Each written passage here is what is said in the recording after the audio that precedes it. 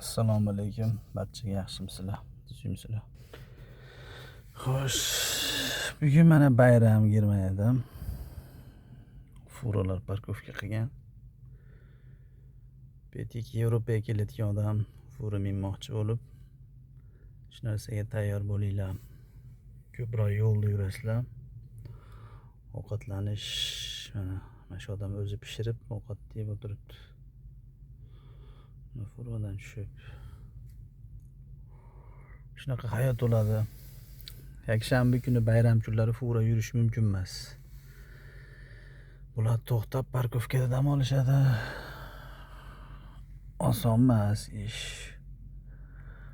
Lekin shunga yarasha oylik olsa kerak.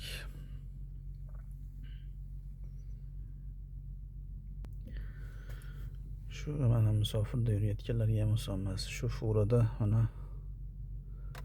yotadi, yeb ichadi, yuradi, yashaydi. Shunaqa qilib tirikchilik g'amida yurishibdi.